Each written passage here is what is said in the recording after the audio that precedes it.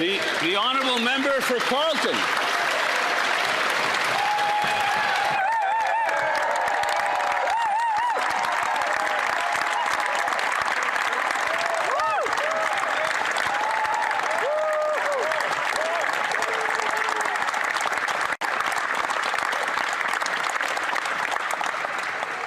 Thank you, Mr. Speaker. Merci, Monsieur le Président, chers collègues. I wish to thank the people of Carleton for the confidence they've placed in me. I will never take the honour of representing them for granted. I also wish to thank the hundreds of volunteers who believed that together we could. From Stittsville to Constance Bay, Riverside South to Metcalfe, Greeley to Richmond, and Manotick to Osgood, and all points in between, together we did. Now it's time to embrace every moment in this House and in all of our ridings to build a future in which all Canadians can thrive in the true North, strong and free.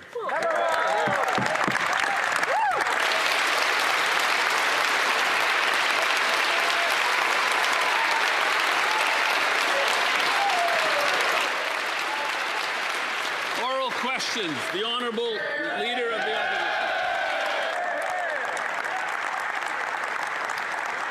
Thank you very much, Mr. Speaker. I would like to welcome the Prime Minister to his first official question period. This is where democracy lives, and this is where we provide rigorous scrutiny on every word he says and every dollar he spends on behalf of Canadians.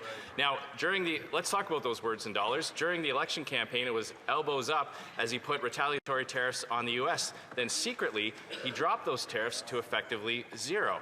But he didn't stop there. He told Canadians that the government would collect $20 billion in revenue from those tariffs and use it to cost his platform. Now that those tariffs are going to bring in $0, two quick questions. Why wasn't he honest with Canadians during the election? And how is he going to make up the shortfall? Is he going to borrow it, print it, or tax it? The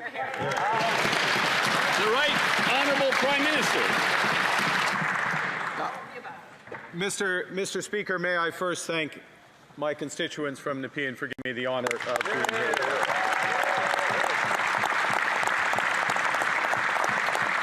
And could you also indulge me to say how great it is to see you in the Speaker's chair, and I trust that you're operating under the period of grace that will not be accorded to me, appropriately, as the Leader of the Opposition just said. Mr. Speaker, our tariffs have maximum impact on the United States, minimum impact on Canada, and we are dedicating all the revenues from those tariffs to supporting the workers and businesses affected by the unjustified American actions. Hear, hear. The Honourable Leader of the Opposition. Well, he didn't take long to pick up old Liberal habits of not being able to answer questions. But since the election, Canadians have been inundated with grand rhetoric and pretty speeches from this Liberal Party, but they are still suffering under all those policies. Household debt up at record levels. Number of people who can't pay their mortgages increasing. Food bank use continuing to rise. Now TD Bank is forecasting a recession with hundreds of thousands of lost jobs. The PM said undoing the damage of the last 10 years would require great speed, but he's not going to table a budget for 6 months. If he's the man with the plan and the guy you hire in a crisis, why won't he table a budget before he goes on summer vacation? The Right Honourable Prime Minister.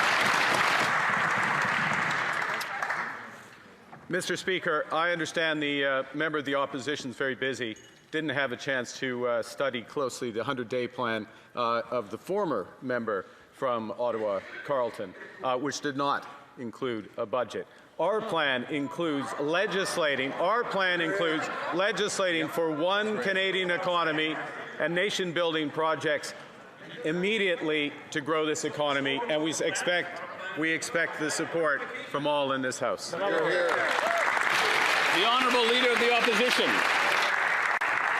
They must be really afraid to come clean with Canadians if they're going to punt it off into the fall. But, Mr. Speaker, with the throne speech yesterday, Liberals have effectively admitted that it was their policies that caused the suffering for Canadians. Their reckless borrowing and massive deficits caused the inflation. The carbon tax drove up prices and drove away investment. And their anti-development bills chased jobs out of Canada. Now, the Prime Minister is claiming that somehow the Liberals have changed. Well, he has a chance to prove it to Canadians. If he's serious, will he tell Canadians that pipelines are part of his values by repealing Bill C-69, the No More Pipelines Bill? The Right Honourable Prime Minister. Canada's new government is acting immediately to grow this economy. I just made my maiden speech in this House. Canada's new government, Mr. Speaker, is acting immediately to grow this economy. One Canadian economy out of 13, nation-building projects, one project office, working with the provinces to cooperate. We expect the support from the members opposite. Hear, hear. That's right.